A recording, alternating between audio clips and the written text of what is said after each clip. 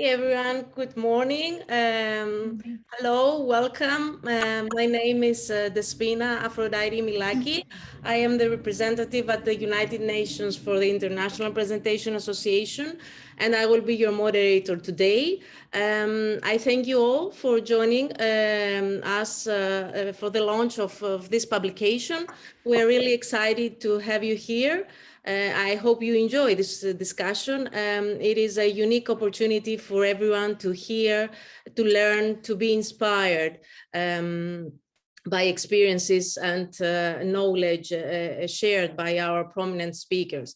Before we begin, some housekeeping rules. I will have to ask everyone to keep your microphones on mute so we can optimize our sound quality and experience for everyone gathered. And I would also like to let you know that we are recording this session.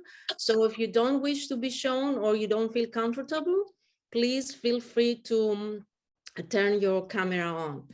With that, I would like to invite Sister Anne-Marie Quinn, who is the Executive Director of the International Presentation Association, to welcome you all and introduce this webinar.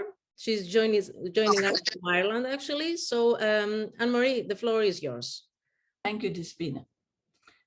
So I am delighted to welcome you to this event to mark the official launch of IPA's research publication, Making Uncomfortable Conversations Comfortable: Gender Stereotypes and Domestic Violence in India, the United States, and Zimbabwe.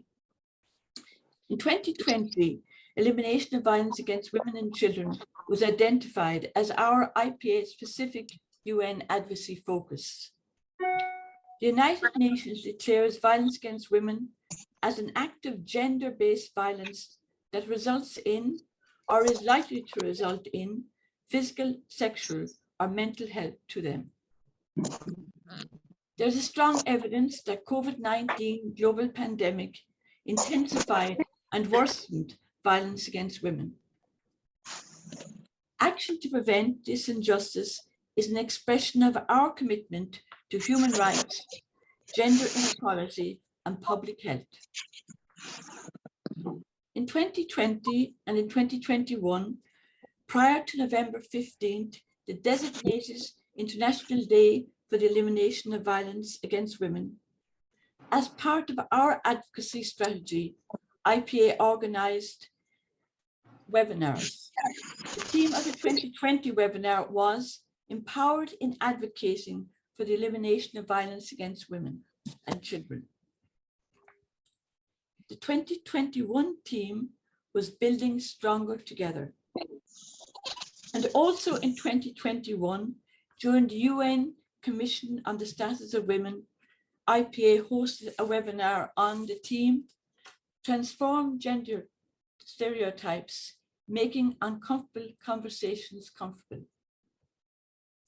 So in commissioning this research project, we wanted to provide a voice to women experiencing gender stereotyping and domestic violence, and to their needs going forward in the context of their culture and society. I expressed our deep appreciation and gratitude to the survivors, the advocates, and support service providers in India, the United States, and Zimbabwe who participated in this research, and many of whom are with us, and we look forward to hearing their voices during this event. And just before handing back to Dr. Despina Aphrodite Milaki, our IPA NGO representative and moderator for this event, I would like to take the opportunity to thank Despina for initiating this research and for her valuable contribution in her role as project consultant. We are deeply indebted to our research fellow, Ella Rayment, for her experience and commitment in carrying out this project. I am very happy that Ella will remain in post to continue researching other key aspects of the elimination of violence against women and children. And I welcome you all and thank you for joining with us. And I now hand back to you, Despina, to introduce Ella. Thank you. Thank you so much, Anne-Marie, for always making sure that we bring attention to women and children, which lies at the heart of the International Presentation Association. as one of our 3 priority action areas. This global community of presentation sisters and lay people is key to ensuring that justice is served on the ground for us, in order for us to build a stronger future for all women and children. So with that, I'm going to welcome our first speaker of the day, Ella Rayment, who is the IPA Research Fellow since October 2021. Some of you may recognize her from last year's Civil Society Forum, being one of the interns for the NGO CISOCD, the NGO Committee for Social Development. She was an extremely valuable hand of help for us in the Executive Committee of the NGO CISOCD. Ella was awarded a distinction in her master's degree in international social development and has undergraduate degree in international development and geography with first-class honors at the University of East Anglia, UK. Over to you, Ella, to present us certain aspects and elements of this research. Thank you.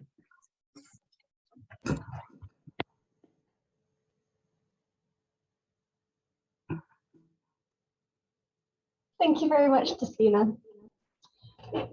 Okay. So hello, everyone. My name is Ella Rayment, and as you heard, I am the Research Fellow for the IPA's research project on the relationship between gender stereotypes and domestic violence. As you can see on the screen, the publication is about making uncomfortable and silenced conversations around domestic violence visible and comfortable. So there were 3 main outcomes of this project, where the first one was to conduct a comprehensive analysis of the scope, nature, and modalities of gender stereotypes in each case study. The second was to study empirically and comparatively how gender stereotypes shape attitudes and acts of domestic violence against women. And the third is to examine how these stereotypes have impacted the societal and service responses to gender-based violence. This research project identified relationships between gender stereotypes and domestic violence in 3 countries that the IPA has a presence in. So that's India, the United States, and Zimbabwe.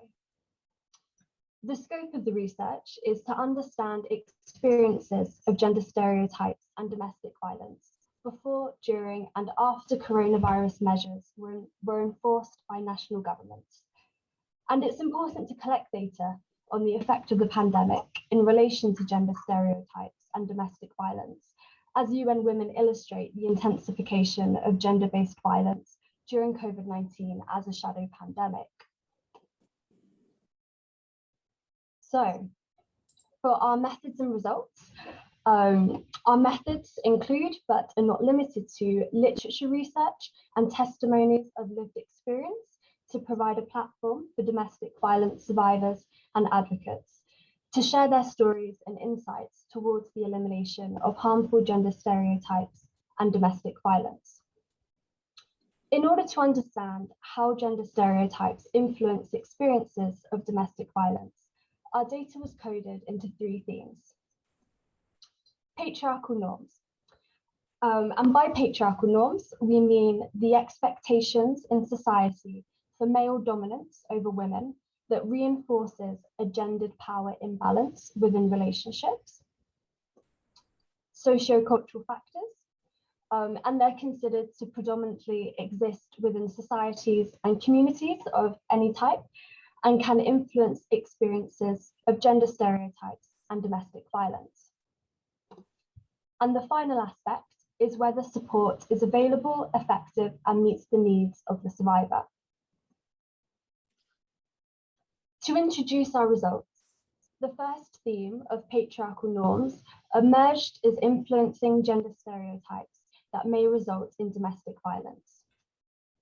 The patriarchal norms that emerged during the research were coded into 4 key categories, and this includes relationships of dominance and subordination, where this represents unequal dynamics of power in a relationship, whereby the perpetrator of violence subdues or subordinates the survivor of violence. Emotional and psychological manipulation. This is a form of violence seen through causing emotional and psychological distress. It's often displayed through acts of gaslighting, which is to manipulate someone by psychological means into doubting their own sanity. And then we have isolation, and this was identified as being a key factor in restricting autonomy to the private sphere and reducing the survivor's capability in seeking support. And finally, unequal dependence, which identifies whether survivors of abuse depend on the perpetrator for their livelihood and how that influences their experiences of violence and pathways in seeking support. So the degree to which patriarchal norms were present varied by country and within the 3 chosen countries as well. For example, independent women who work outside the house within South Asian and Zimbabwean communities may still be expected to be submissive to their husbands within the home. This was described as a paradox by many respondents, emphasizing the effects of gender stereotypes on subduing a survivor's independence in a relationship. The testimony from Anshu illustrates the impact patriarchal norms may have on perpetuating gender stereotypes of unpaid care and restricted opportunities. So I would like to give Anshu the opportunity to read her testimony that's currently on the screen.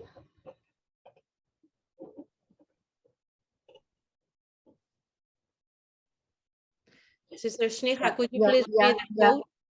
Yeah. Thank you. I'll read on her behalf, would you? Yeah. Yes, that's right. My husband always tried to suppress me, not to give me an opportunity. I'm talking about an opportunity to study, an opportunity to pursue my higher qualification. Still married, she was only 10th grade. He went for his education, her husband, and I had to take care of his parents, my in-laws, and also his grandmother. Even when he left me, I was taken to the village to take care of his grandmother, my husband's grandmother, I mean. So for him, that is for her husband, this is marital responsibility of a wife. Hence, you are married and you obey what my parents tell you and what I tell you. You will not question my authority.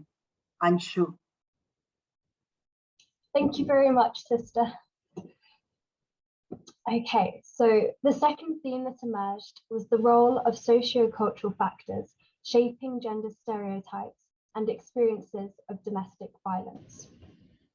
So these sociocultural factors include how culture and society promotes attitudes of shame and silence regarding gender stereotypes and domestic violence, whether survivors internalize violence as being normal, so they're either unaware of the violence or accepting of it.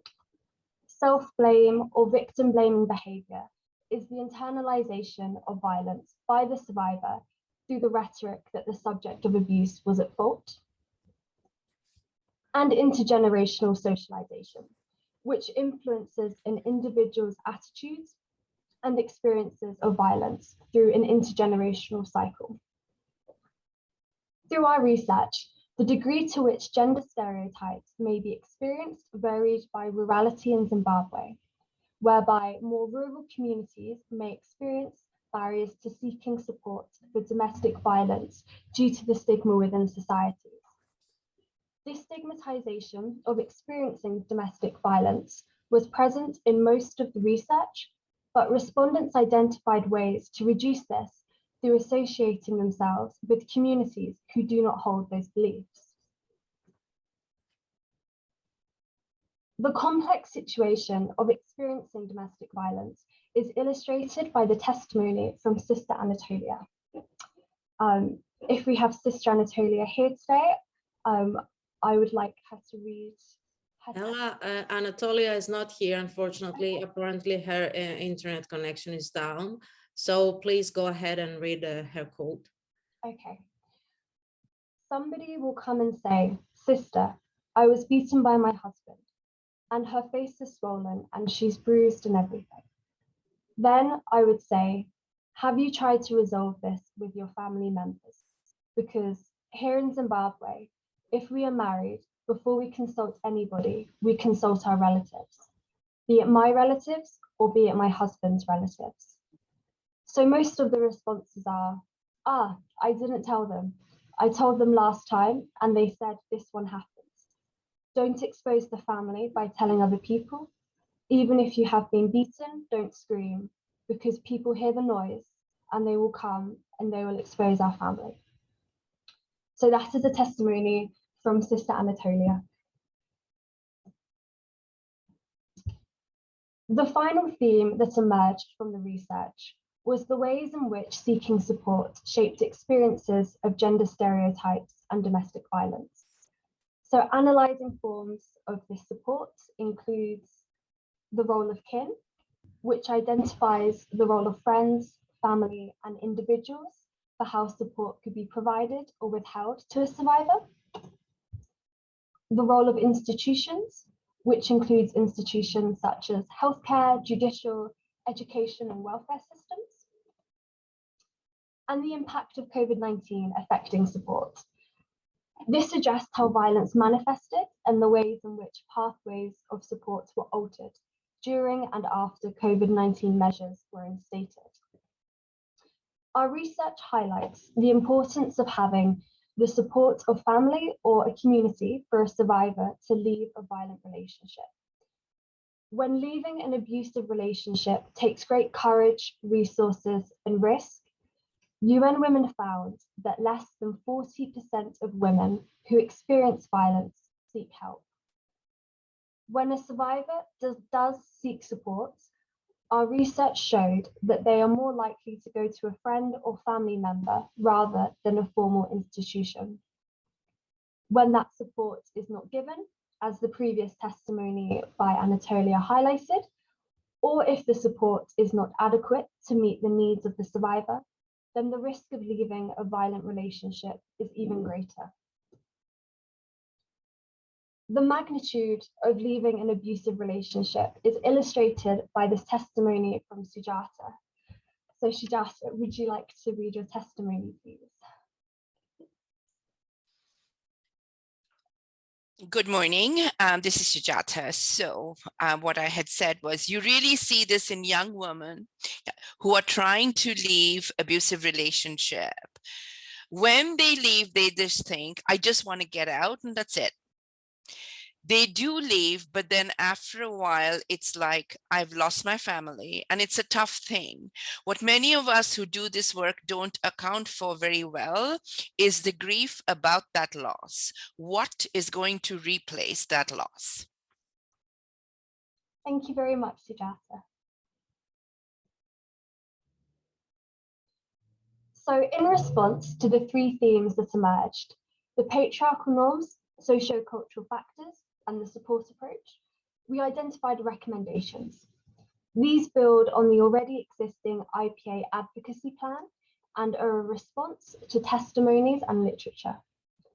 Each of the recommendations come under one of three categories: respond, advocate, and prevent.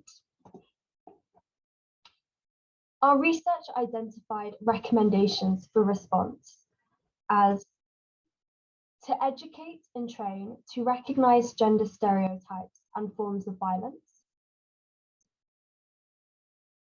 to increase awareness and accessibility of legal support for survivors, to ensure that pathways of support are sensitized to intersectional gender issues so as not to be re-victimizing to survivors, and to develop support services based on lessons learned from COVID-19.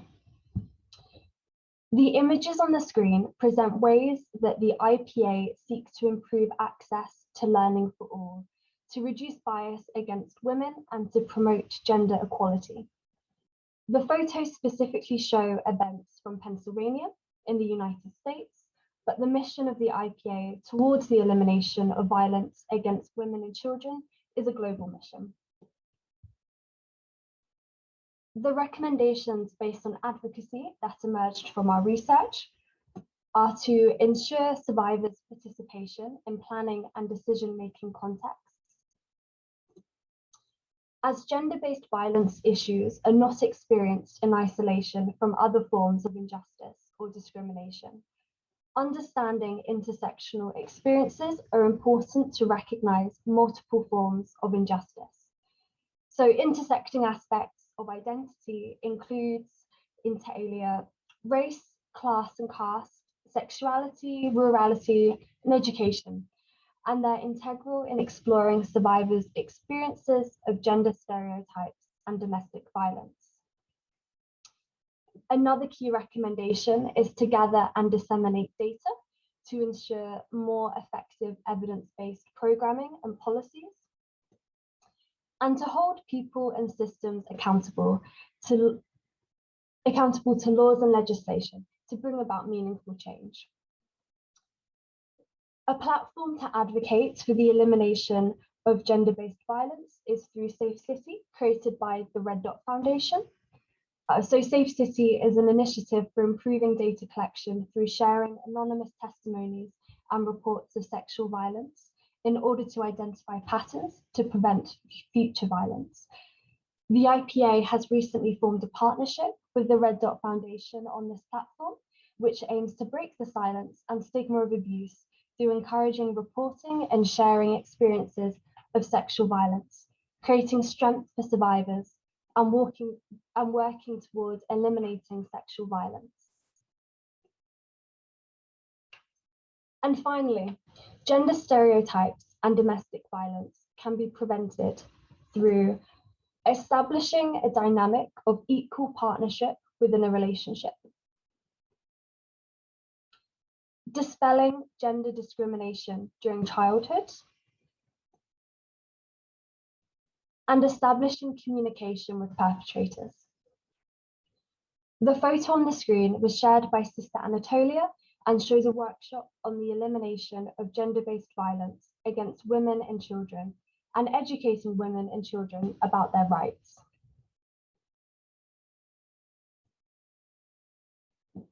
So thank you for listening.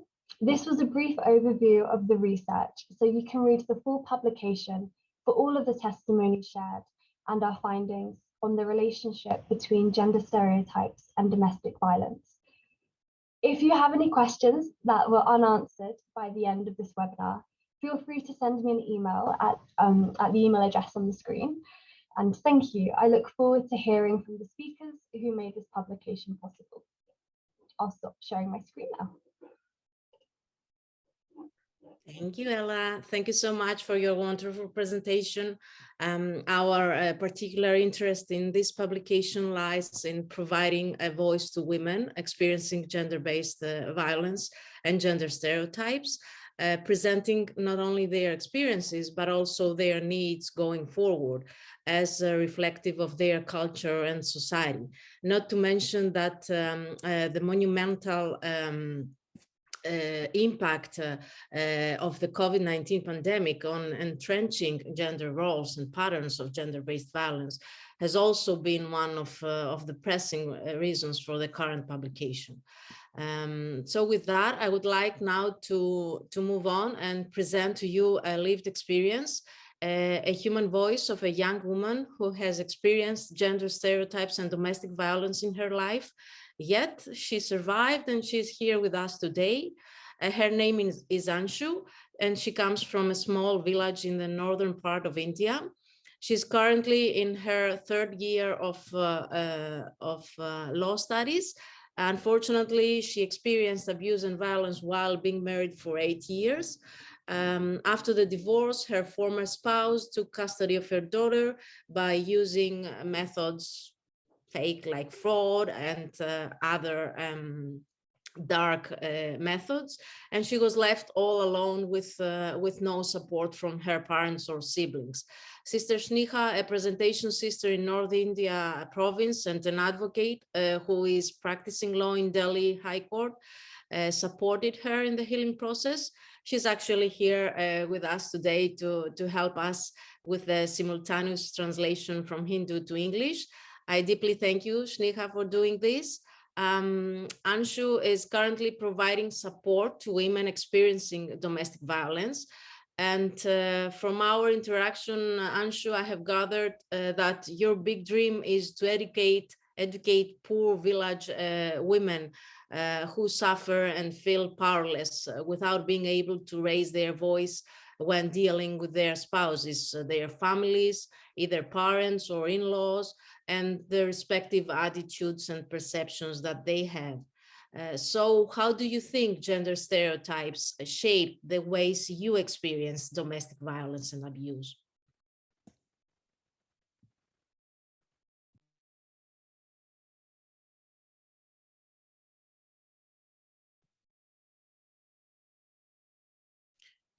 Sneha, could you please unmute yourself?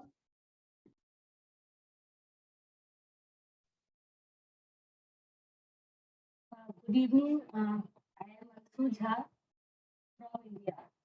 I am law student. I am sharing my stereotypes experience as a domestic violence of victim. I am working with Sister Sneha in her office from domestic violence cases. I am happy to be here with you all today. So thank you. She will be sharing her experience, her translation. I will be doing it. So over to you, Anshu. You can speak. Should I just, we will allow her first to speak and then I translate. How much time do we have?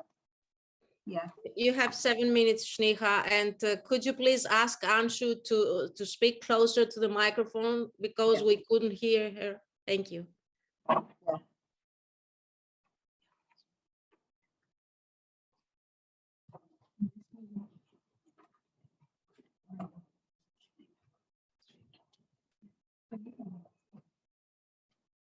I am Anshu. I was only 10th grade when my marriage was fixed. I requested my father to send me for higher studies, but I was strongly given message by him that you are a girl and you will go to another family. After marriage, your money will go to them. I did not revolt against my father since girl is not supposed to question her father's decision. Anshu, I'm really sorry for interrupting you, but you are cutting off. I don't know what's wrong with that part of the microphone, but we can hear Sneha well.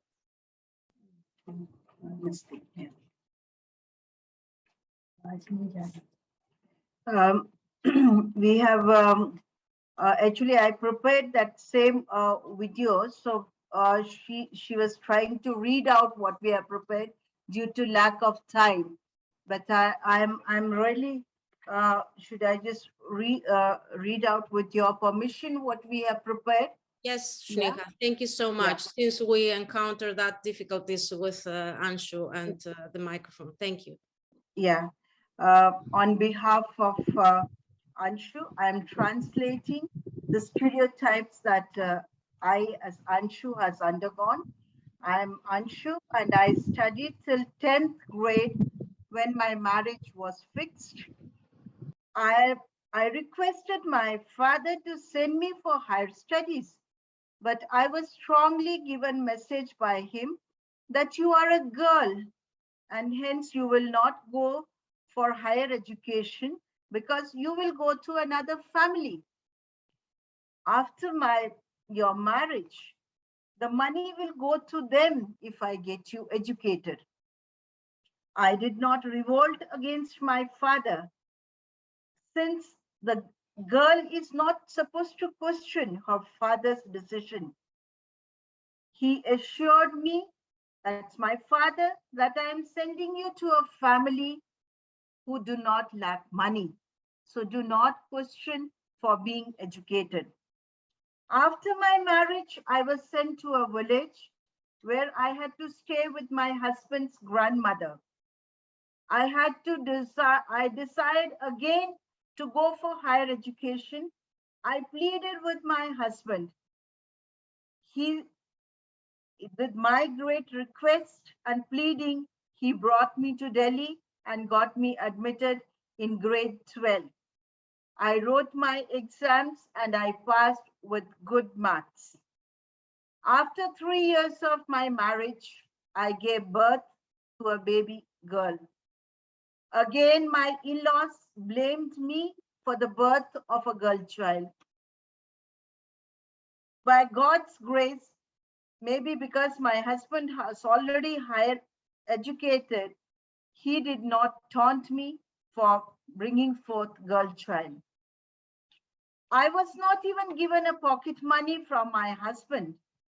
He was sending money to his parents, and I never knew regarding his income or the amount that he sent even to his parents. My in-laws always said that you deserve only food and one dress the whole year through. We will provide you for that, but you have no right on your husband and on his income. You are expected only to take care of us, your in-laws, your husband, and your in-laws' relatives. I was made to work whole day like a servant. But you are expected to take care of all of them because you are married here. Another very strong stereotype behavior I experienced, that after girls got married, they are not allowed to move out alone. They cannot work. They have no independence unless the husband or the in-laws allows them. When my husband left for studies abroad, I was told not to disturb him. He needs to study hard for his future career. He got job in a good company. He had no connection, no conversations with me for 3 years. I was not aware that he was already staying with another woman. He came and took my daughter, Jyotsna, with the pretext that he is in need of my signature so that he is able to get my daughter admitted in a best school in Mumbai. He made me to sign even on diverse papers under the pretext of my daughter's better education and career opportunities. My mother-in-law used to go away for a few days, leaving me all alone with my father-in-law.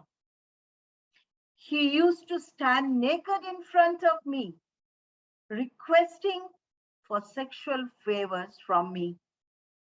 When I shared these incidents with my husband and with my in-laws, they blamed me and they threw me out of my matrimonial home. They abused me physically, mentally, psychologically, and they sent me away without a penny. I called my father to send me money to take up a rented accommodation with my younger brother in Delhi. Even when a married girl is thrown out, she's blamed by her own family too for being a disgrace to them. Girl is the one who takes the blame. Even it is the husband who throws her out of the matrimonial home.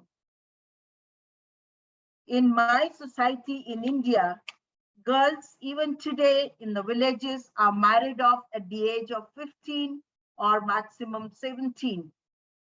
Parents also see them as a burden for their family. Before they obtain maturity, puberty, they believe that they must be with their husband and in his custody. Even today, my husband and all males think that they are superior than the females. Even female can be educated and a working woman. My husband is using my daughter now against me after 8 years. He has been pressurizing me to put my signature on consent letter as a mother to send my daughter to UK for her 9th standard studies. I know that my husband is using my daughter to exploit my motherly instinct. I'm undergoing intense pain because my daughter is listening only to the false stories of my husband. My husband has been tutoring her for last 7 years against me. Woman has no right on her children because she is financially unstable, and so is my situation at present. Husband can exploit wife and children at all stages by using his money and authority. Our society, I mean my Indian society, does not raise finger on male figure who will divorce their wives, and they are free to move in and live with anyone with their own choice. It is seen as a challenge for men and in our patriarchal Indian society when divorced woman tries to live a single life. I cannot go to my own family at present and stay more than 2 days because all begin to inquire regarding my marriage dispute. I do not meet my relatives because I have to answer all their queries every day. My own parents are not happy to welcome me in my own home. I've shared my story as a victim of domestic violence and the stereotypes I suffer. I'm sorry for interrupting you. Could we have the last words from Anshu? Yeah. If that's possible. Maybe you can switch places. Yeah. Thank you so much.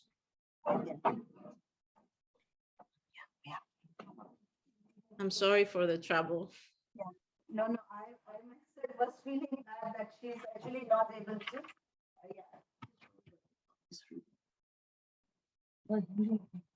Story.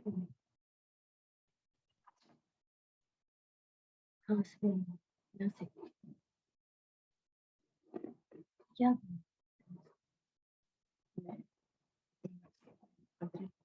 Okay जो मेरे loss जो है अभी भी मुझे बहुत torture करते हैं वहां से, और खास जो 5 डेज पहले मेरी फाइट और जो बेटी की तरफ से फिर से फाइट हुई है साइन के लिए, और कि वीजा पेपर पे साइन करनी है, तो मैं बहुत डिस्टर्ब हो गई हूँ। मैं साइन नहीं कर सकती क्योंकि पहले भी ये लोग डाइवोर्स डिग्री पे साइन कर लिए स्कूल एडमिशन के पेपर के लिए, तो मैं बहुत डिस्टर्ब हूँ अभी, और मेरे फैमिली इस बात को नहीं समझ रहे। वो अभी भी सोच रहे हैं कि बहुत पैसे कमा रही है, बहुत अच्छे से रह रही है, तो इसे मैं रोड पे फिर से लेके आऊँ। मैं खड़ी हूँ सिस्टर स्नेहा, और मैं अपनी मेहनत की वजह से यहाँ पे आप लोग के सामने अपनी स्टोरी बोलती हूँ कि जो मेरी फैमिली है हमेशा मुझे टॉर्चर पहले भी बहुत करते थे। आज भी कहते हैं कि तुम केस कर रखी तो कुछ भी नहीं होगा तुम्हें, क्योंकि ये केस एक फॉल्स है। तो मैं यही सोसाइटी को कहती हूँ कि गर्ल्स अपनी स्टेप खुद ले सकते हैं, लेकिन ये लोग नहीं समझते हैं, और मैं ना मेरे फादर समझते हैं, और मैं अपने लॉस जो है सबसे जो मेन पॉइंट है मेरे फादर इन लॉ की है, जो मेरे सामने नंगे खड़े हो जाते थे, तो मैं वहां नहीं रह सकती। ये बात को मैं बहुत सी आवाज उठाई, लेकिन ये कुछ भी नहीं हुआ। तब मैं लास्ट डिसीजन ली थी अपनी कोर्ट के केसेस के।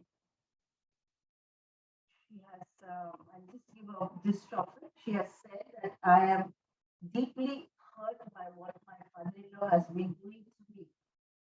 How he had been asking sexual favors from me. That was the main reason why I had to leave. My husband left me. And even today, my husband is torturing me for the signature for my daughter's studies. Neither my parents are able to accept me, nor are my in-laws, and my husband has tortured me. So I am at this present day also very, very emotionally very disturbed, because from 19th he had been calling, because 20th we were in the court, but those 2 appears very, very disturbed, even controlled by her husband, even though we are. Okay, thank you, Sneha. Anshu, any last words closing your statement? Okay. Yeah, she will say that. And she will say, you can read your remarks. Yeah, that's fine. Yes. Yeah. Yeah, she can read. Yes, I have shared my life as a victim of domestic violence. I continue to suffer from stereotypes from my Hindu family. I hope my story will be an inspiration of others to challenge these stereotypes in my society.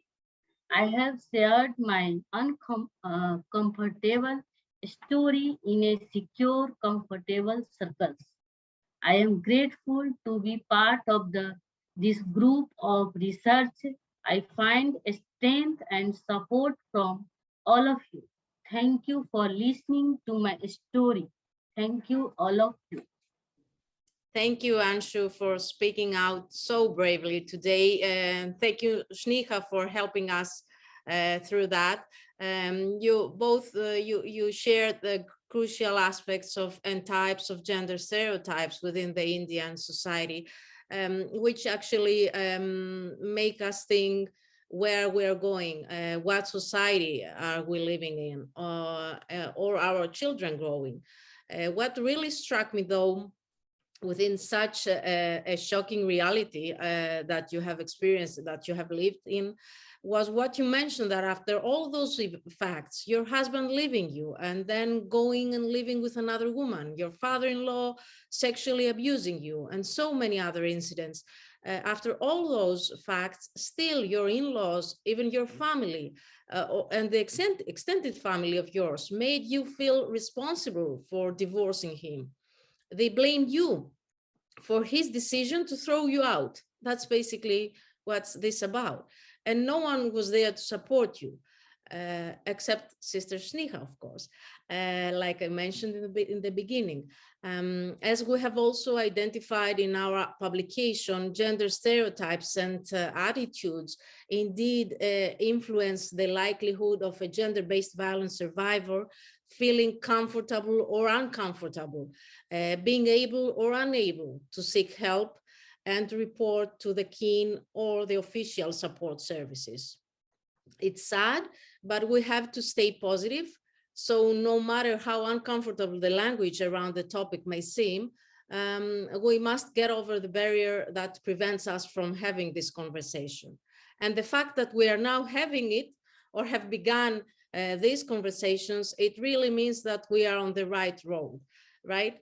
So thank you again, both Sneha and Anshu, for this touching story.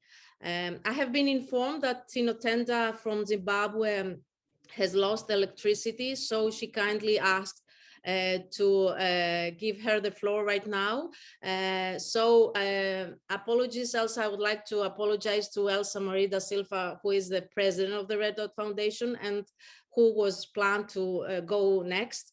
But I think it's going to be good to give the floor now to Tinotenda, since she relies on the battery of her laptop, and we have to accommodate her on that. I hope that everything that is okay with everybody. Tinotenda, you can take the floor. We have Tinotenda Chihera, for those of you who don't know her. I hope I got your full name right, but please forgive me in advance if I pronounce it incorrectly. She's a domestic violence advocate and a human rights lawyer in Zimbabwe.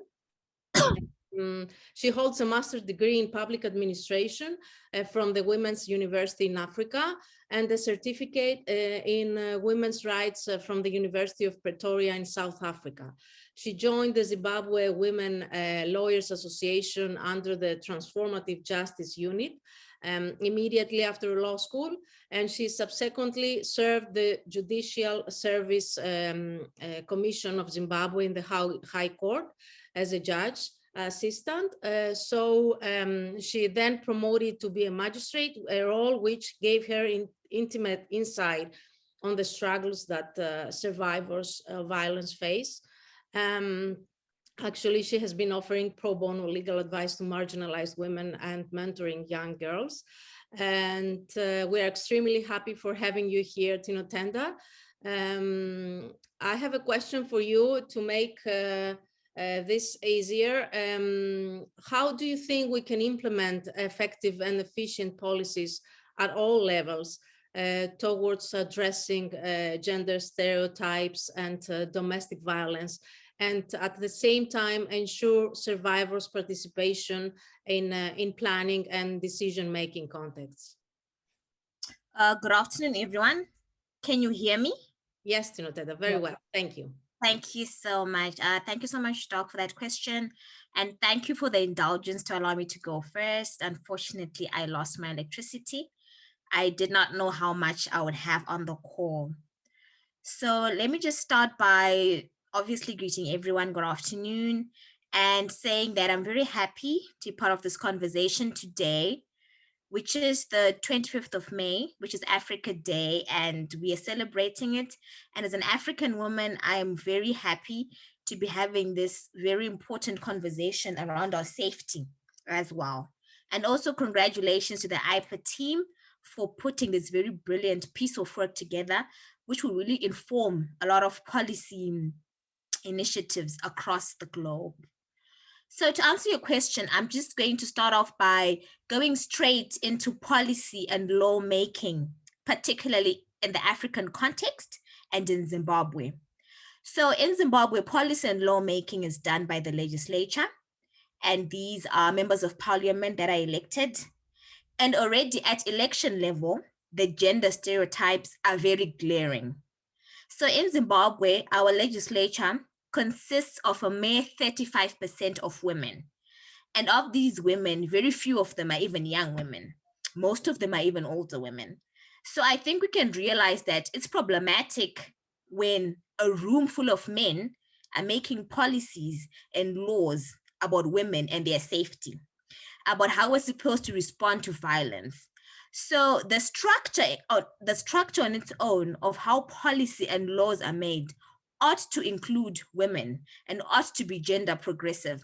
Otherwise, at this point, our structures are already setting us up for ineffective and inefficient policies that are divorced from the needs of the survivors. So we may have situations where we can advocate, say, for a quota system when it comes to the legislature or the policymakers or the lawmakers, depending on on the jurisdiction set up on how laws and policies are made. And then secondly, we also need real, substantial and binding engagements and consultations when these laws are made. I'm going to refer to the Zimbabwean context where we have public hearings when we're about to enact certain laws. So the parliamentarians will go into different parts of the country and they will be consulting, so to say, but their consultations are non-binding. So we find that these consultations are ceremonious and we're really just ticking boxes. So we need to have proper consultations where the findings are really taken into considerations, where the efforts are genuine, real. And we also need to have consultations where the quality and the quantity of the findings is really examined, not to just say that we went to Harare and we consulted 2 women. And in the end, those 2 women cannot see their sentiments in those policies and in those laws, either as survivors or potential survivors, because you might not be a survivor today, but you're a potential survivor. Then thirdly, I'll speak to creating conducive and safe environments and changing perceptions. Now, the issue of changing perceptions ought to be a holistic approach that approaches well, in the Zimbabwean context, our churches, our schools, our social interactions, our family interactions, where we are really trying to create conducive and safe environments for survivors and potential survivors to be able to speak to their needs. I'm going to refer to the part of the research where they speak about the virtual court system in the United States of America. And probably when this system started, it was an attempt to create safe environments. But I note that in the research, they do say that in the end, the women were stuck with their perpetrators, and sometimes they would have more dangers even when trying to participate in the hearing. And I was just thinking 2 weeks ago, Zimbabwe launched its very own digital court system. And I do not think that people took the time to realize that issues of domestic violence or gender-based violence are cases where we need to have special care, where we need to have special systems in place, and we cannot be just treating them like any other case, which speaks again to my point of creating conducive and safe environments, particularly for survivors and potential survivors. My next point would be on monitoring and evaluating effectiveness of the policies and the laws that we have. Now, in 2022, we've reached a point where even in Zimbabwe, we have so many policy papers, we have so many policy directives, so many laws, bylaws, and on the continent, we also have so many pieces of legislation. For example, the SADC Gender Protocol, we have internationally CEDAW, that is the Convention on the Elimination of All Forms of Discrimination Against Violence, and SDG number 5. But we realize that the monitoring and the evaluation of these policies and laws is not done timeously and is not taken seriously. So you find that maybe at the end of 10 years, there will just be maybe, a bunch of consultants who will come and start speaking academic language, telling us how these laws have been effective. Yet the monitoring and the evaluation of the policies and laws ought to be survivor-centered and ought to be serious consultations where we're actually evaluating, looking at the milestones wanted to achieve and where we are, such that we're able to amend these laws and policies to ensure that they speak to the needs of the survivors. And we also have to take into account that maybe laws that worked and policies that worked 10 years ago do not work for the women today. And we also need to take into account the different geographical locations. So the monitoring and evaluation of policy and laws must be taken seriously, and the findings must be considered. My next point would be on survivor protection. I think this is an area in which, even in the Zimbabwean context, myself as a magistrate, I realized that many of the survivors shied away from the mainstream way of dealing with violence because there was no survivor protection. I mean, you're going to court alone, you're going to the clinic alone, at your own expense. There is no protection given to you. So how then do you then participate in, say, decision-making processes or in the policies and the laws? Because already you are trying to focus on healing and surviving. Now there's this extra burden where you are supposed to then somehow participate in the decision-making or in the laws. So we have to take survivor protection very seriously. And we also need to have safety nets that are responsive to the needs of women and girls as potential survivors and survivors in times of crisis. For example, during the COVID-19 pandemic, it was now a big rush for many governments. For example, the Zimbabwean government, there was no set aside funds to actually take care of the needs of women, since they will be facing more dangers than the ordinary person in the country. My last point will speak to the fact that in decision-making and policy and laws, we must also address the elephant in the room, which is the issue of money and economic insecurity that most women suffer from, and the prejudice and the vulnerability that women face because of the economic gap between themselves and their perpetrators. It is actually said that most of the time, the perpetrators are actually the breadwinners in our lives.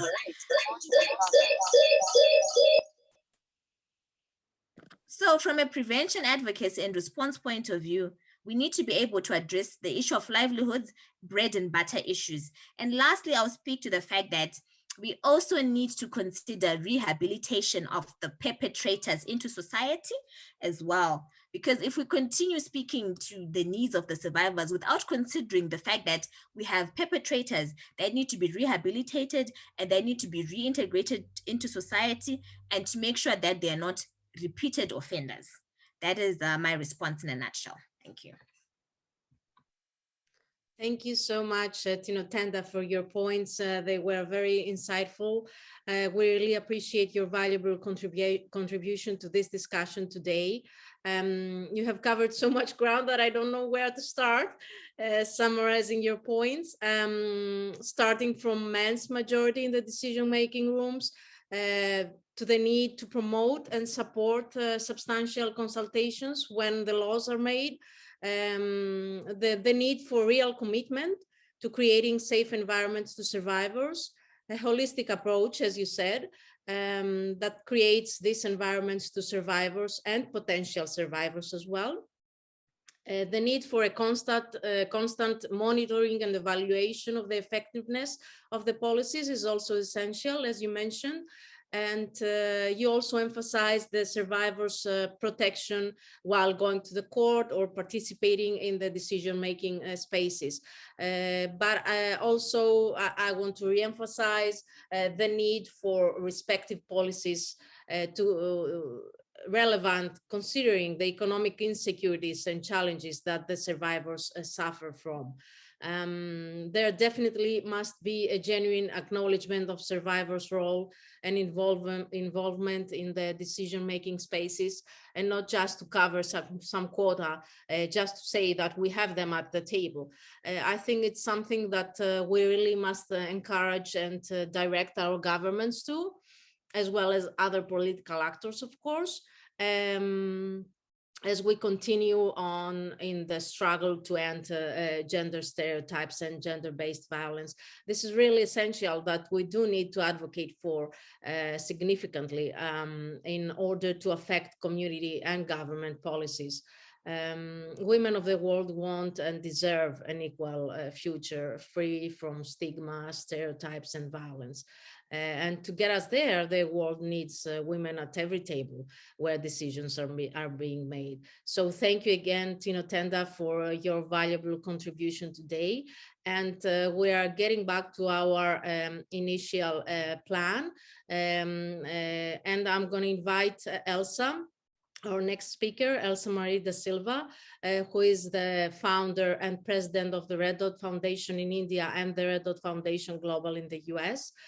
She's an experienced aviation professional who made a career switch in 2012 to the social space in order to improve the lives of women, youth, and senior citizens through awareness, interaction, and education.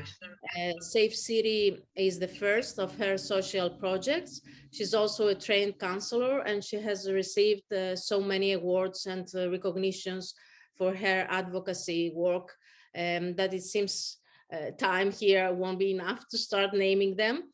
So Elsa, thank you for joining us. As both a survivor and an advocate of gender-based violence, what do you believe are the greatest challenges when tackling gender stereotypes and domestic violence? Thank you, Despina, and congratulations to IPA for this amazing report. And thank you, Anshu, for speaking up. You've been very brave. So good evening, everyone from Mumbai, India. And like Despina said, I'm the founder of Safe City, which is a crowd map for sexual violence. As you are aware, we don't talk about it. There's a silence around the issue. And in many cases, whilst it is very pervasive, not only in India, but all around the world, most survivors do not make any official complaints.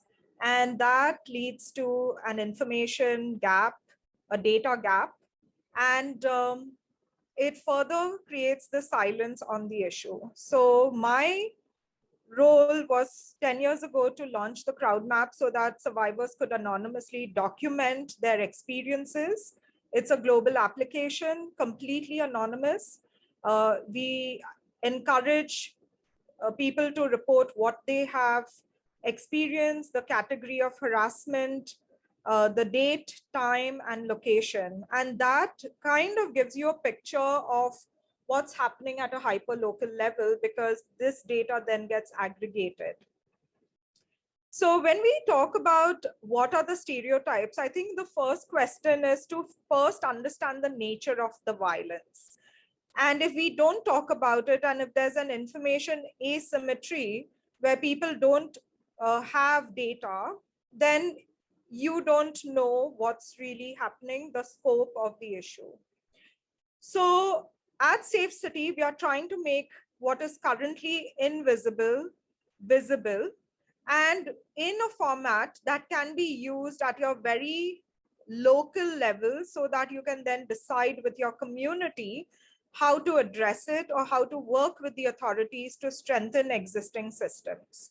What I've learned in the last 10 years is that people are not aware of the nature of the violence, because it takes many different forms. Even when we talk about domestic violence, people assume it's a kind of violence, but it's not.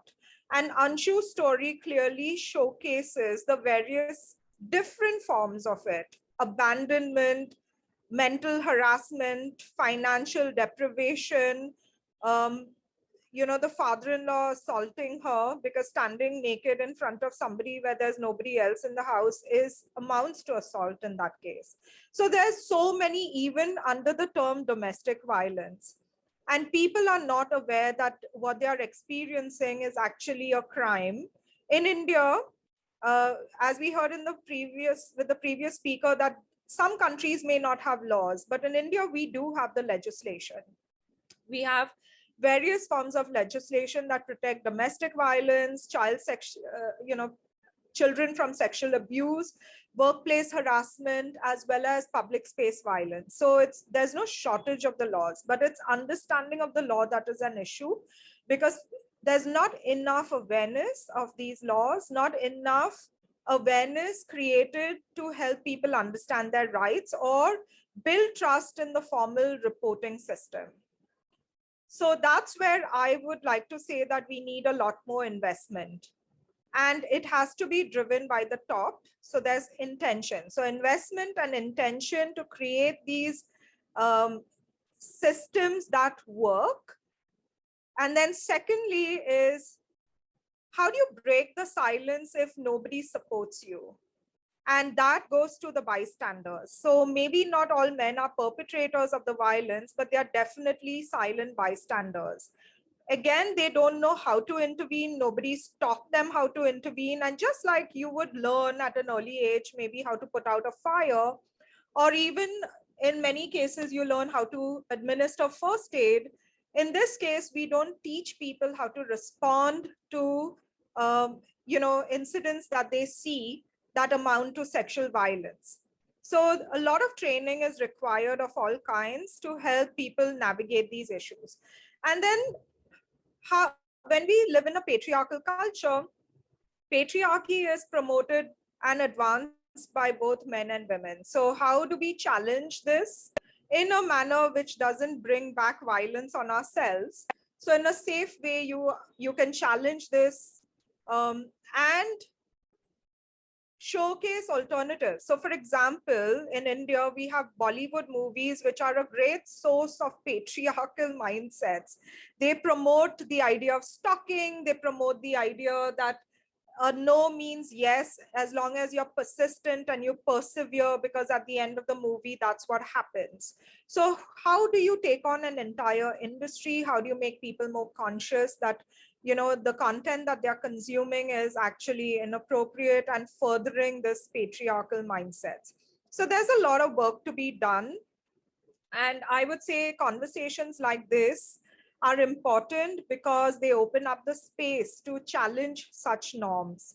But coming back to your question, Despina, I feel also with the data, especially the data that we collect on the Safe City crowd map, it actually comes from the grassroots. It comes from the survivors themselves. And this data is very powerful.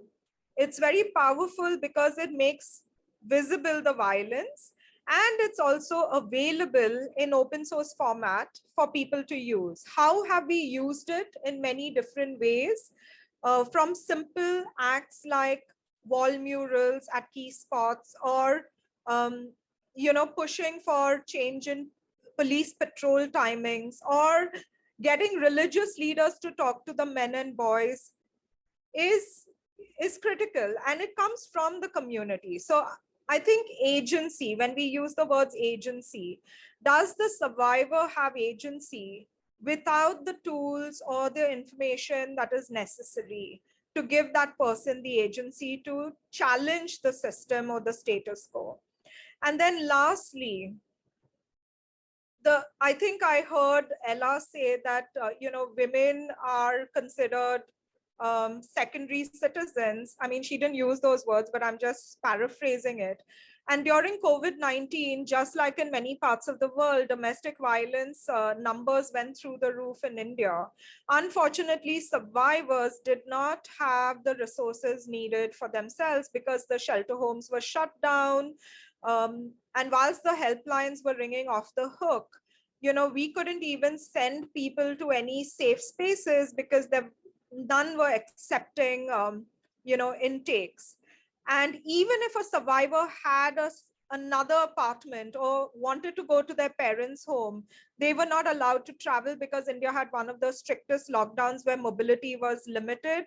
You weren't allowed to travel within a city, outside of a city, etc. And so you were trapped in your home, which is supposed to be your safe space, with your perpetrator.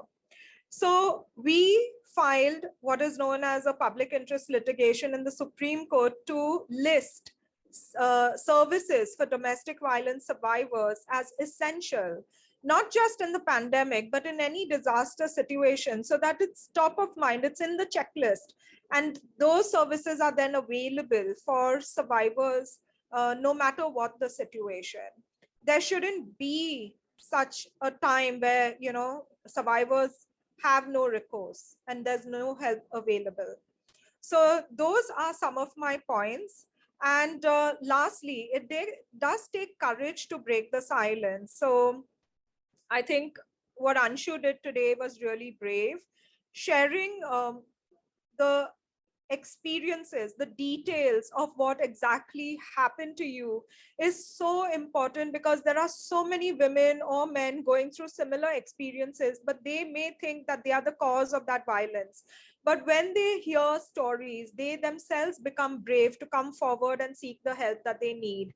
And that to me is the first step in the healing process. So even documenting their story anonymously on Safe City is part of the healing process. Knowing that they are not alone, that there are others experiencing the similar kinds of violence, gives them the courage also probably to ask for help. There is help around, like we see on this call itself. Many of you do provide those services, but how do we get the word out? And that's most important. And then lastly, the data. Don't forget the data, because without the data, we cannot prove that it's happening. Whilst we may work one case at a time, we need to show the volume, and we need to show how pervasive it is and how it is different in every case, so that there's more understanding of the nuances in which this violence occurs. Thank you. Thank you, Elsa. Indeed, it takes a lot of courage to do what you are all doing here, especially all the speakers and the research participants, to raise their voice and share their stories. Apologies for my voice. Today, it's a little bit hard on me. Your insight, as always, Elsa, was so enriching and inspiring. As you very well stressed, we need more safe spaces to talk about uncomfortable subjects, and investment and intention to create systems that work is essential. We need to understand the nature of the violence. Some people don't even know how to intervene. The people, unfortunately, they don't know how to respond to gender-based violence incidents. And you emphasized very, very well the importance of data which come from the grassroots level, so as the invisible to become visible. And I would say that we need more projects like the Safe City, which will break the silence and bridge the data gap that exists. Because, you know, the official statistics do not reflect the true nature and size of the problem. And thank you so much for your continued partnership with the International Representation Association on the Safe City project, which we really, really value. For those of you who are not aware of this, as Ella mentioned earlier, following our commitment to build upon partnerships, we initiated last December 2021, a new partnership with the Red Dot Foundation on the Safe City project. We strongly believe that by strengthening our collaboration and create awareness, we build a stronger future for all women and children. Together, we can work better, we can achieve greater impact. So with that, I don't see Annatollia is on the call, unfortunately. Annatollia, Sister Annatollia Muzata, the IPA Justice Contact from Zimbabwe, apparently her internet connection was unstable. Just a few words to introduce her to you. She is the Justice Contact for Africa unit in Marondera, Zimbabwe, and she's an advocate of human rights and gender equality, working with women and girls and bringing awareness on gender-based violence. We have tried to anticipate the difficulty with the internet, so I asked Annatollia to record a message in advance in case that her internet was not good. So I will share my screen with you right now, and we can all hear what Annatollia is about to say to you and to all of us. Okay, give me 1 second.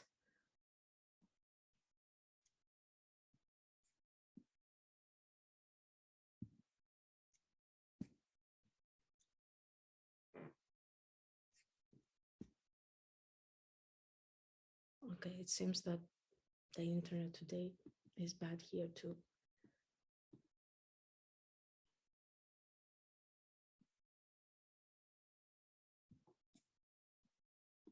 Apologies for this. Okay, let me recommend one thing, something else. We can maybe move on into our next speaker, which is actually another video until Annatollia's video is downloaded properly. So we have our next speaker is Merredith. Merredith is a gender-based violence survivor, a woman who has experienced extreme trauma, violence, mental and physical abuse by her former spouse for 7 years. She's a single mother of a young boy and has been a flight attendant for 25 years, and she continues to receive healing therapy from a non-domestic violence organization in her home state of Nevada. Unfortunately, today at this time, she had to go to work. She has a flight to catch. So I met with her on a previous day, and we recorded our meeting. And I'm sharing my screen again to show you this video. Okay, Merredith, first of all, thank you for agreeing to do this on a Saturday evening. You have collaborated with the International Representation Association very much the last couple of years. And I would just like to say that every time we interact, it brings so much admiration to me personally, because you do bring wisdom, intelligence, and a great spirit despite the traumatic experience you have lived for so many years. It takes a lot of strength actually and courage to share aspects of your story and raise your voice, and I'm very happy you're doing this. During the 7 years you spent with your abuser, you experienced both mental and physical abuse, and you were also sexually exploited on the internet by your former husband. I'm wondering, when you knew that you were experiencing abuse, what types of support were available to you? And what kind of support is needed for a survivor to leave an abusive relationship? Despina, thank you so much for having me today. I am so grateful for these opportunities to bring awareness to what intimate partner violence looks like and what it's like. I didn't choose this. I feel like it chose me. And I am grateful for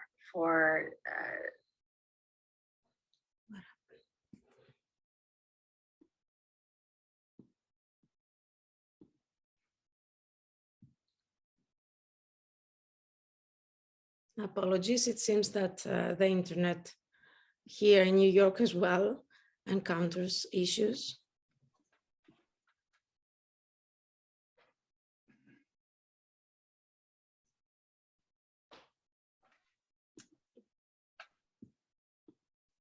If you put the link into the chat and make me co-host, I'll try and share it from here, Despina, if you want. Brian Ella is already co-host, so okay. Thank you. But anyway, let's move to our next speaker until the internet is back. Just hold on a second, please. Okay, so we will hear from Merredith next. And we will continue with our next panelist, who is Sujata Warrior. Sujata is the Chief Strategy Officer for Battered Women's Justice Project in India and the United States. She provides technical assistance to professionals in a variety of systems.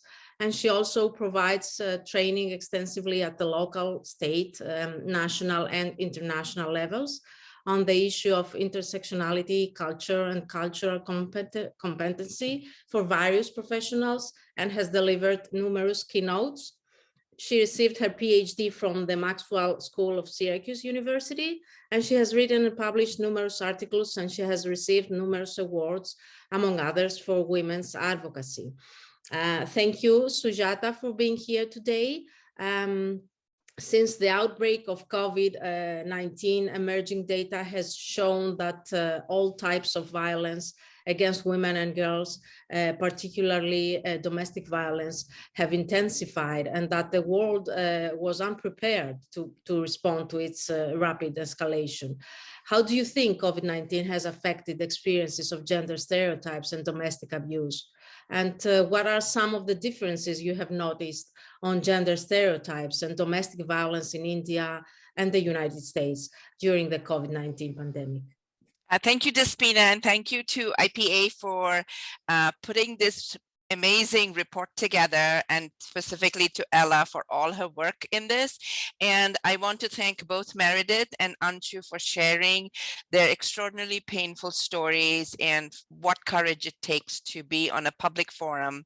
And these are the voices that are absolutely essential and needed. And as was also shared, I think, by Elsa Merredith, that it's really important to have data to support the testimonials of survivors, because for the most part, testimonials are really disregarded in many of the institutions because of pervasive gender stereotypes.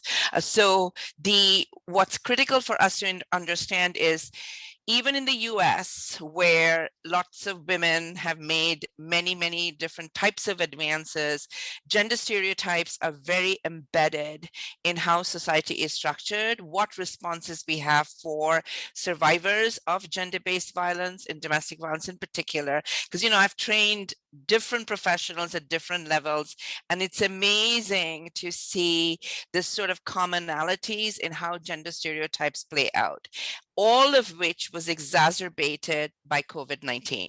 Because when it hit the US, nobody was prepared for what was going to happen. And fundamentally, because even before COVID, many of the DV shelters were struggling as it is. Many of the programs were finding, finance is being cut. And because at that time, the major funding source from the feds, the Violence Against Women Act, and all of that money had been stalled in Congress because it had not been reauthorized. So they were struggling, and then COVID hits. And suddenly women, and I think Elsa Marie kind of hinted to this, was suddenly caught with their perpetrators in the house. No matter what they did, there was no avenue out for them to seek resources and seek supports, because shelters themselves had to shut down, change all of their processes to accommodate survivors and children coming into the shelters. So a shelter that could normally accommodate 30 survivors now finds themselves that they can only accommodate 5. So then they had to choose, like, who is going to come in, who is not going to, not be able to access services, because it was hard enough when caught with their abusers in the house. Who do I call? When do I call? Do I have the capacity to call? Is my phone being monitored? All of these issues increased already existing isolation for survivors. We all know that isolation is an absolute key factor in how control and power continues to be exerted by the perpetrator on the survivor. And with COVID, survivors found that they had very little avenue to access any kinds of services.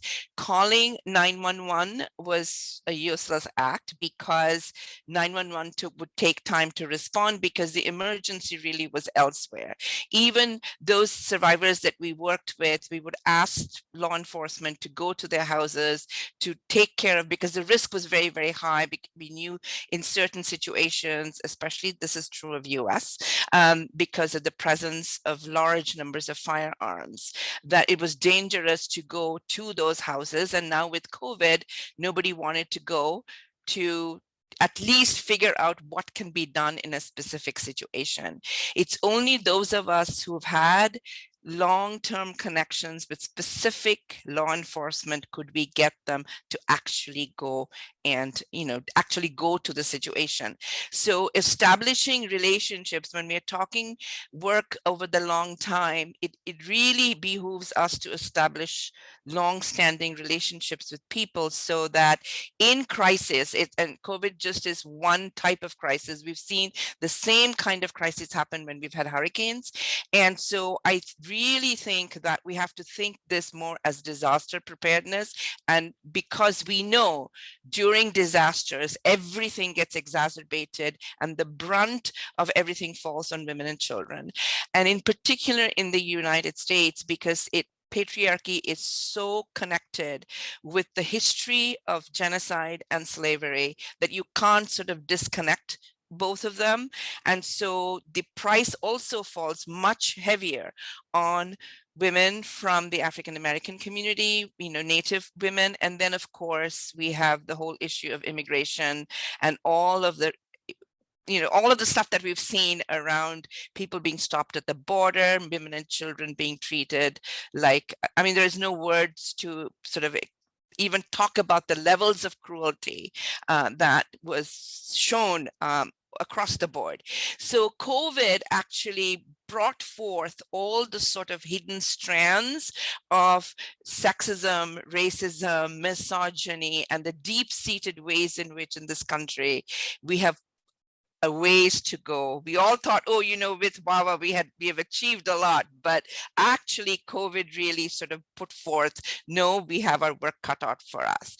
And because I work a lot with South Asian immigrants, the bigger issue also was dealing with transnational concerns. Women who were stuck in India couldn't come back, and their abusers thinking this is the time to file divorce papers, get custody of the kids. That was a huge issue when women had custody and they had to send their children over to the offending parent because that is their, visitation time. They also found that the abusers used that as the pretext to stop sending the kids back because, the mother may have been a healthcare worker. So because she's in healthcare, therefore I'm afraid my kids are going to get. So perpetrators also used COVID to leverage already pre-existing gender stereotypes. And because many of the court proceedings actually moved to virtual proceedings, it created all of these issues around credibility. As it is, survivors, women in particular, have very little credibility in the institutional setting, all sorts of institutional settings, because those deep-seated stereotypes, victim blaming, all of that comes forth. And with this sort of venue of, what do you call it, a virtual space, it became really hard to establish credibility. And credibility is the crux of how things are going to fall out for people. So we have our work cut out for us. We have a long way to go. And I'm hoping that this report and all our connections across the world will make the world a better place for women and children. And I think I'll stop at that. So, because I think we're also short on time. So thank you. Thank you so much for sharing your insight. Thank you so much for participating in the research, as well as talking today about the COVID-19 context. And I think for making us feel a little bit of the urgency surrounding these issues. I really think that, as you mentioned, that COVID has brought a lot of things to surface of the inequality that exists, nationally and internationally. And I truly believe that there are voices here that is important to be heard. Those voices are getting louder and louder, and with that, hopefully more support and engagement will occur. Once again, I really appreciate your valuable contribution to this discussion today. I'm ready to share again my screen and hear what Merredith has to share with us. And apologies for the previous yes, trouble. Okay, can you see that? For a survivor to leave an abusive relationship. Despina, thank you so much for having me today. I am so grateful for these opportunities to bring awareness to what intimate partner violence looks like and what it's. I didn't choose this.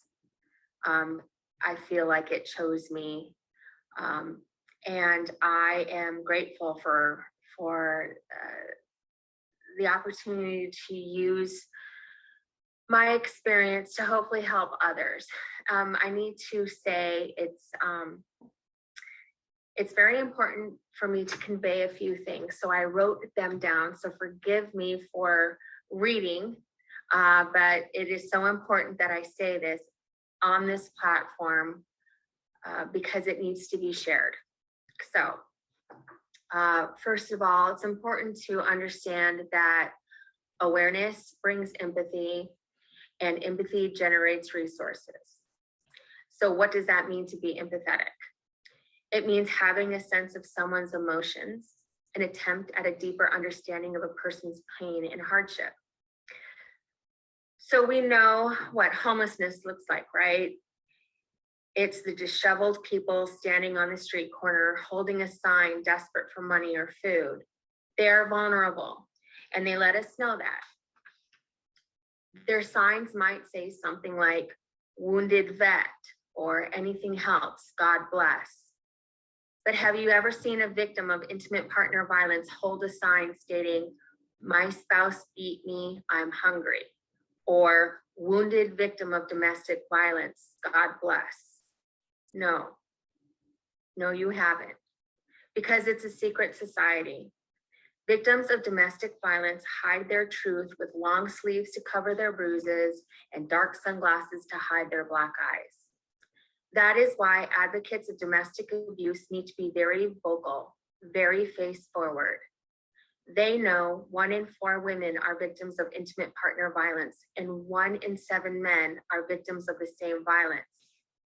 Advocates need to say to their audience, if anything presented to you resonates, please call this national hotline phone number.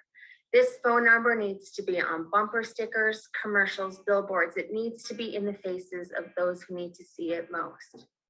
So when you ask, were there resources available when I realized my own abuse? I will say yeah, but it wasn't as easy as it should be to access help. And part of the problem is that victims do not want to leave a paper or cyber trail of who they have been secretly reaching out to for help.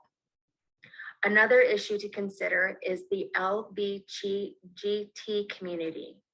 Not only is intimate partner violence a secret society, but for those who are identifying with an LBGT lifestyle, they may not have exposed themselves in their community or within the bounds of their family as such.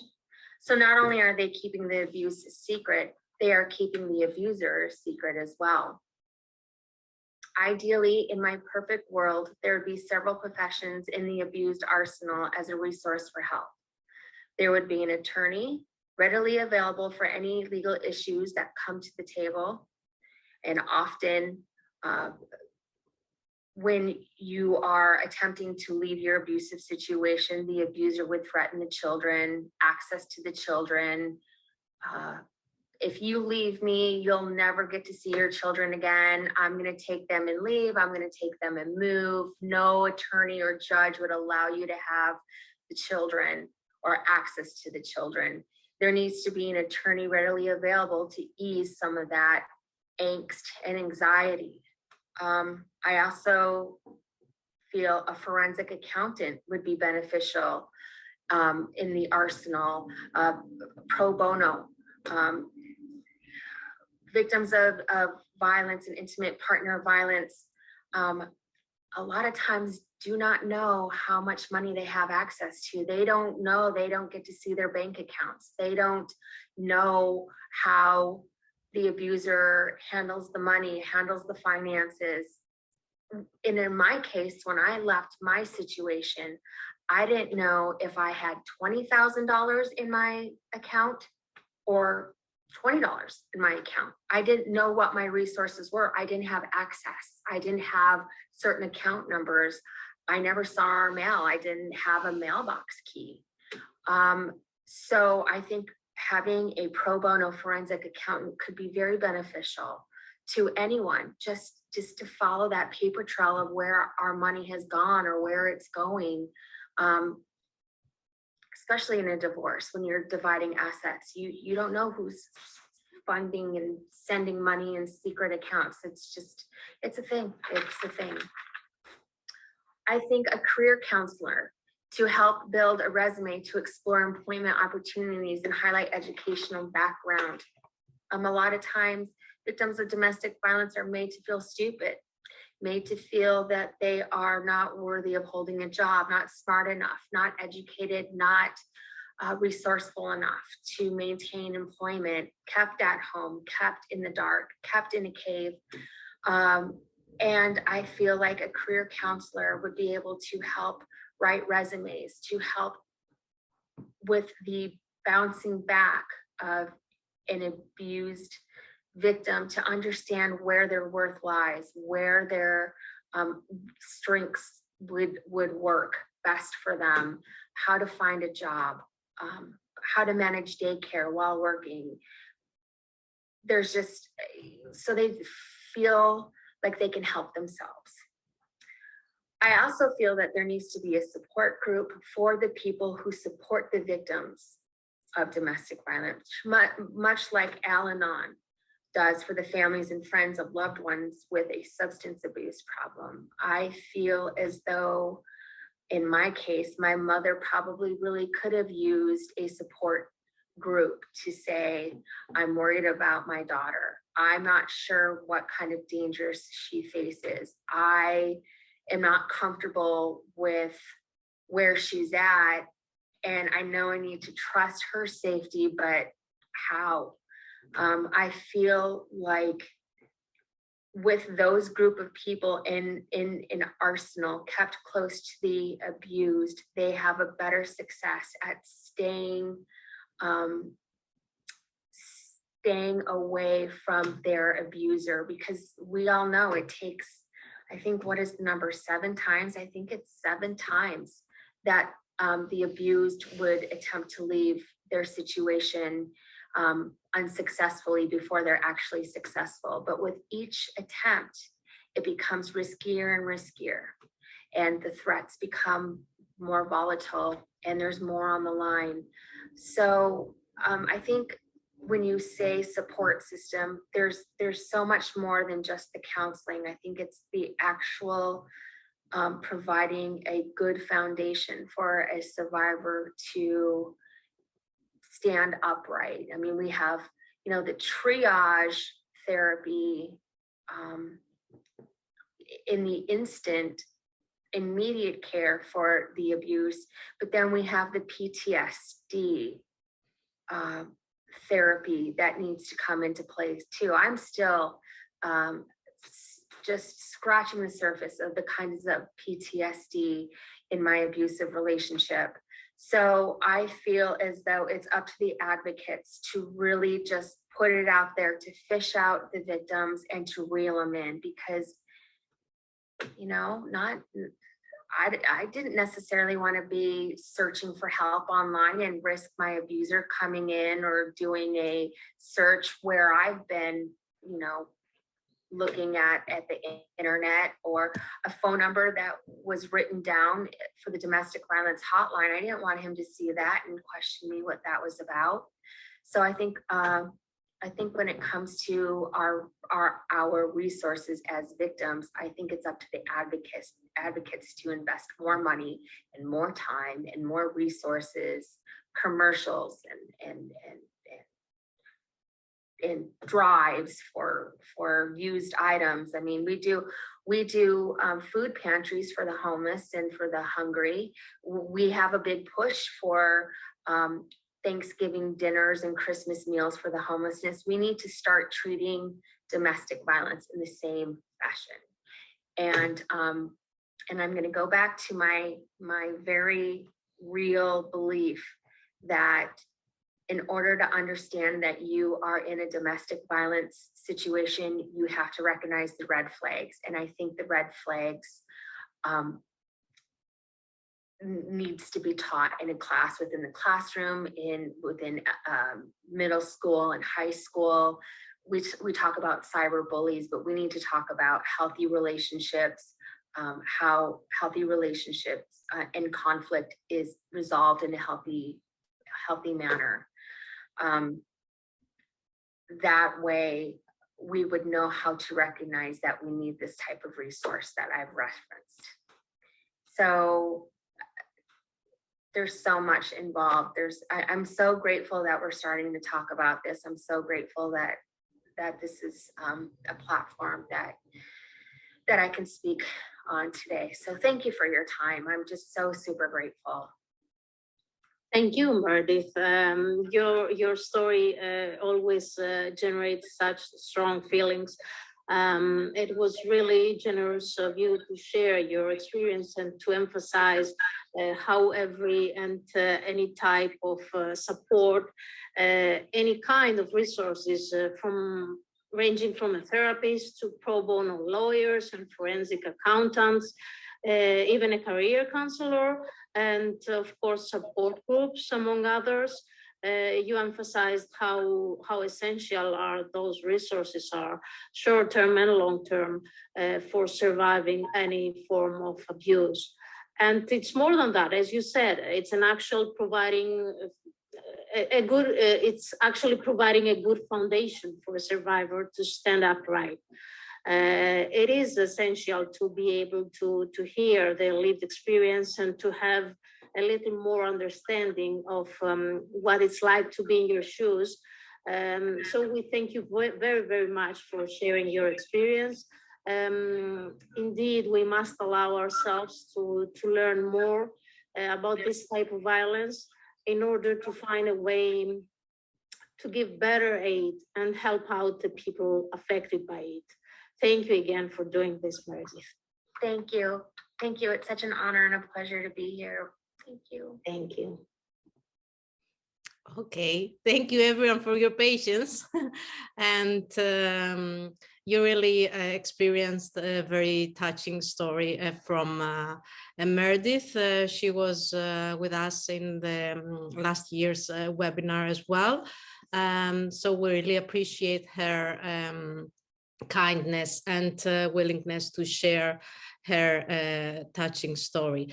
I owe you another video since Sister Annatollia is not here, unfortunately.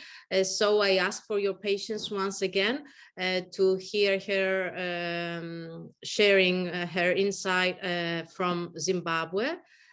So just give me 1 second to share my screen again.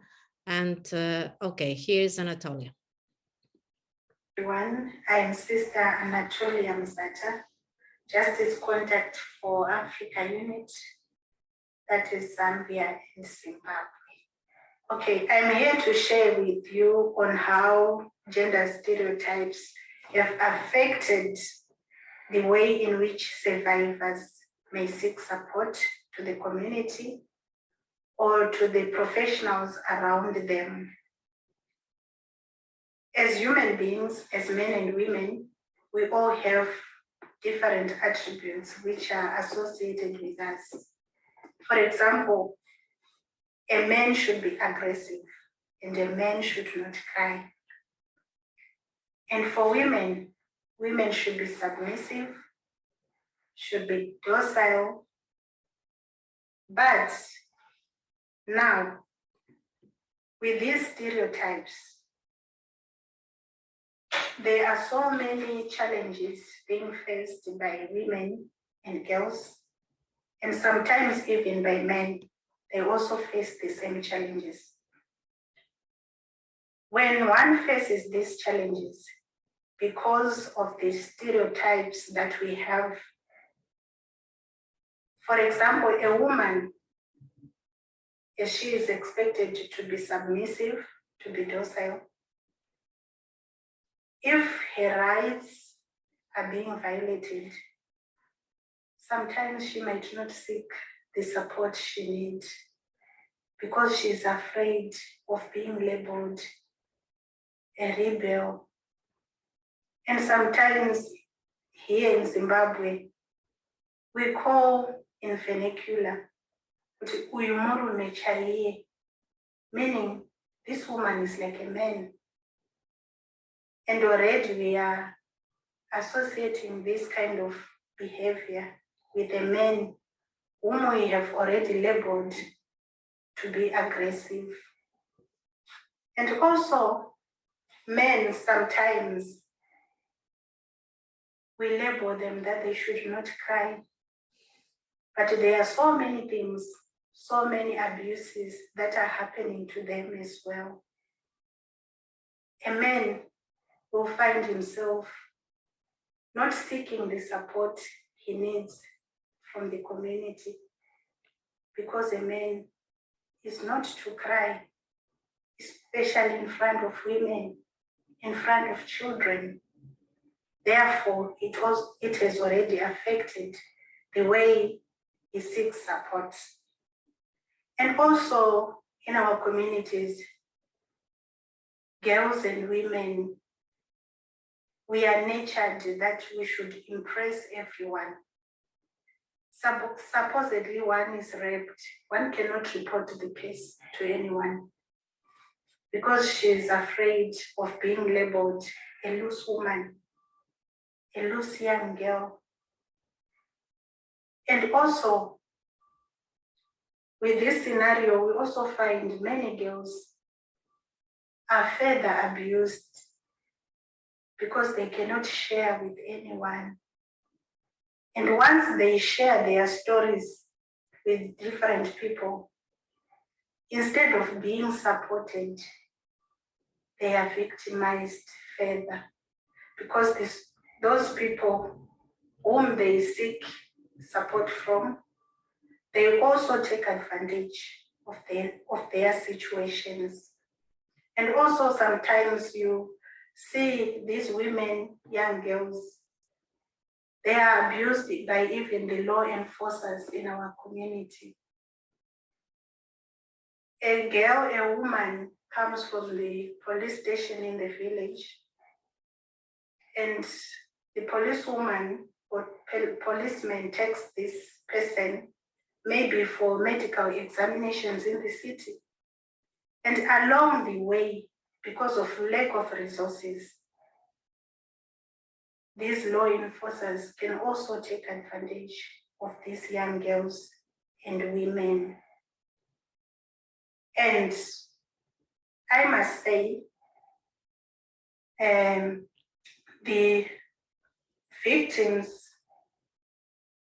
cannot seek or are failing to seek the support they need because of fear of being labeled, the fear of further abuse, and the fear of being different names.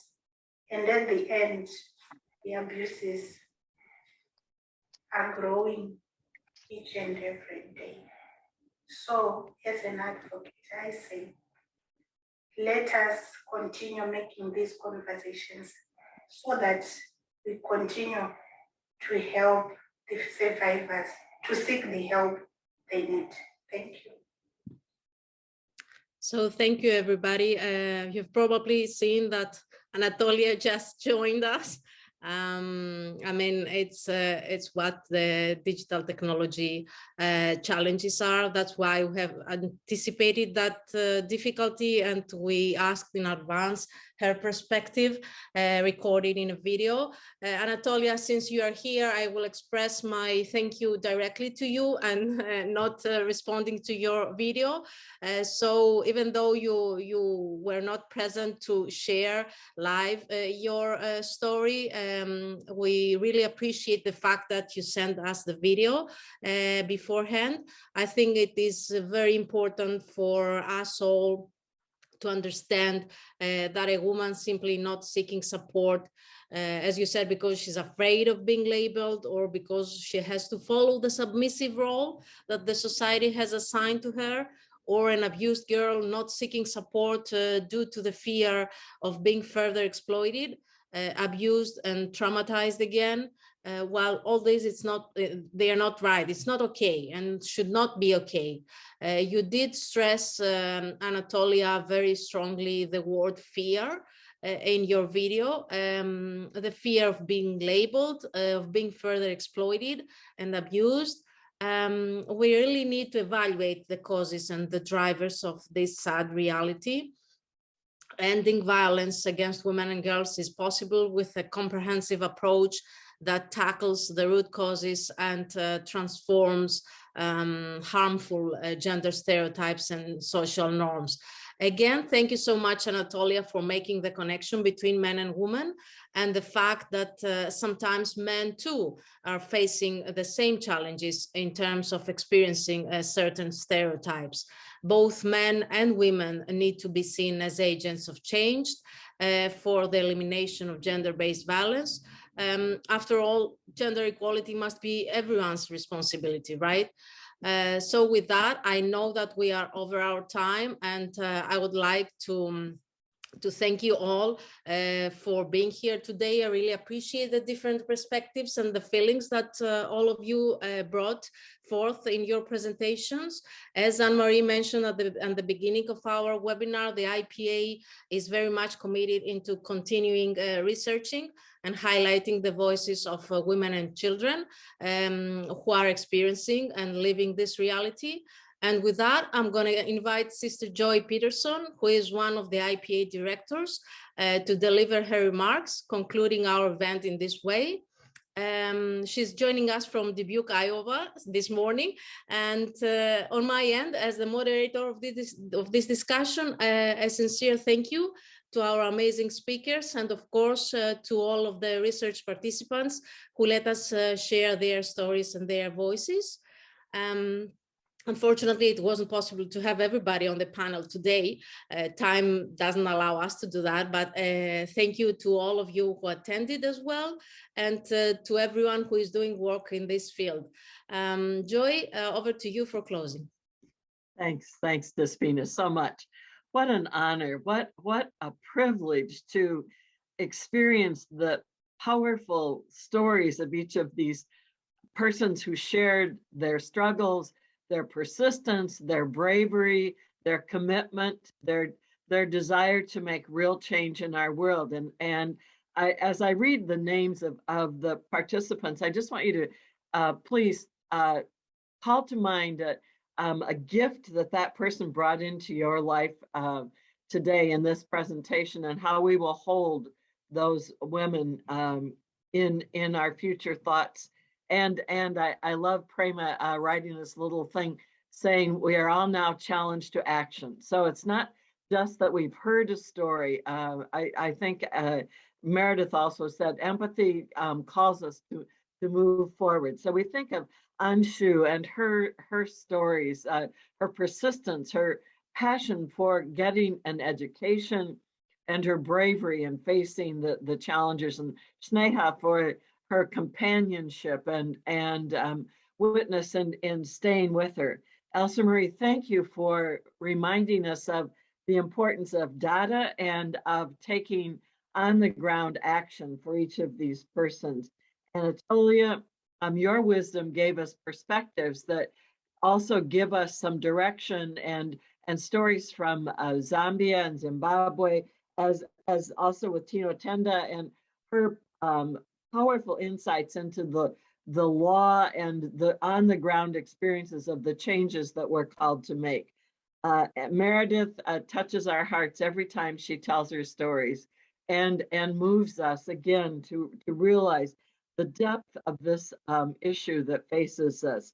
Muzata, whose last name Warrior is a powerful, I think, description of the invitation that we're called to take action again on behalf of each of these persons. And then Ella, you pulling together this comprehensive report. I think we will all now come to read this report with a new insight and perspective. So it's terrific. And Despina, you hold all of this together. You are the glue in calling together these people, in wisely addressing these issues, and then on the ground to take this message to the world through our action at the United Nations. What a powerful thing. And then, of course, excuse me, my battery's running low. I have to plug it in there. Anne-Marie, thank you for your wisdom and insight and support always to all of the people. So we go forth, some of you late into the night, some of you early in the evening, some are approaching midday, and we know that we are a worldwide web of people with passion to address this issue. And we do that now based on information that we didn't have earlier, and now let's take this into action in each of our locations. So thank you all very much. We wish you the very best, and we keep working on this. So with that, we say goodbye and farewell to everyone, especially those of you who were presenting for us today. So thank you for this presentation. Goodbye.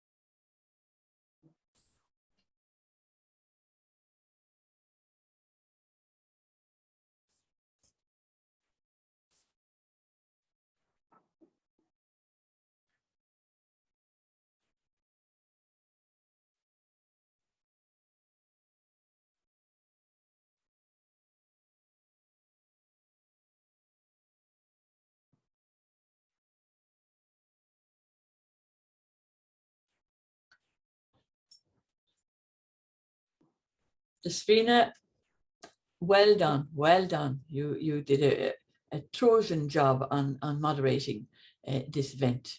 Well done. I really apologize for the internet. I mean, you have no power over the internet, I have to say, and you got it back on track. You kept it going and you got back on track.